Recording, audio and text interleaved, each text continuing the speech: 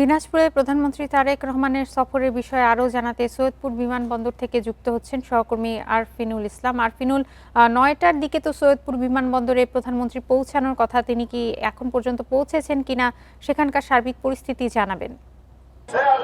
জি, শুরুতে আমি যেটি বলতে চাই, ৯টা পার হয়ে গেলেও এখন পর্যন্ত তিনি সৈয়দপুর বিমানবন্দরে এসে পৌঁছাননি। আমরা বিমানবন্দর কর্তৃপক্ষের সাথে কথা বলে যেটা জানতে পেরেছি, তারা আমাদেরকে জানিয়েছে যে সকাল 10টা 10 মিনিট নাগাদ এখানে এসে তিনি পৌঁছাবেন। আর এই মুহূর্তে আমরা নীলফামারী সৈয়দপুর শহরের উভয় সড়কের বিভিন্ন মোড়ে মোড়ে অসংখ্য নেতাকর্মীর উচ্ছ্বাস দেখতে পাচ্ছি। মূলত আজকে থেকে ৪৫ বছর আগে ১৯৭৭ সালে শহীদ রাষ্ট্রপতি জিয়াউর রহমান কৃষিভিত্তিক স্বনির্ভর বাংলাদেশ গড়ে তোলার লক্ষ্যে যে খাল খননের উদ্যোগ হাতে নিয়েছিলেন, সেই উদ্যোগটিকে, সেই কার্যক্রমটিকে আজ থেকে আবারও পুনরায় চালু করতে যাচ্ছেন তারই সন্তান, বর্তমান বাংলাদেশের প্রধানমন্ত্রী জনাব তারেক রহমান।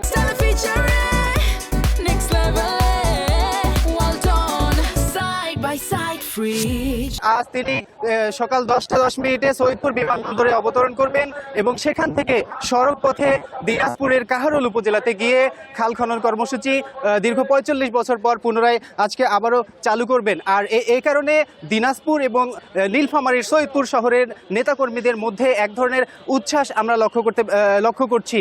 এখনও 1 ঘন্টা সময় বাকি আছে তিনি এই শহরে এসে পৌঁছানোর। ইতিমধ্যেই আমরা দেখতে পাচ্ছি যে রাস্তার বিভিন্ন মোড়ে মোড়ে হাজার হাজার নেতাকর্মী দাঁড়িয়ে রয়েছে তাদের প্রিয় নেতাকে স্বাগত জানানোর জন্য। আর নেতাকর্মীদের সাথে সাথে আইন শৃঙ্খলা রক্ষাকারী বাহিনীদের সদস্যেরও উপস্থিতি আমরা লক্ষ্য করছি। আমরা পুলিশ প্রশাসনের সাথে কথা বলছি, তারা আমাদেরকে জানিয়েছে যে স্পেশাল সিকিউরিটি ফোর্সের সদস্যদের পাশাপাশি বিভিন্ন গোয়েন্দা সংস্থার সদস্যরা কাজ করছে। ৩,০০০-এরও বেশি পুলিশ মোতায়েন রয়েছে। তো সব মিলিয়ে জনগণের যেমন বাঁধভাঙ্গা উচ্ছ্বাস এবং উপস্থিতি রয়েছে এবং আইন শৃঙ্খলা বাহিনীর সদস্যরাও কঠোর অবস্থানে রয়েছে। তো মূলত নীলফামারীর সৈয়দপুর শহর থেকে এই ছিল আমার কাছে এখানকার সর্বশেষ।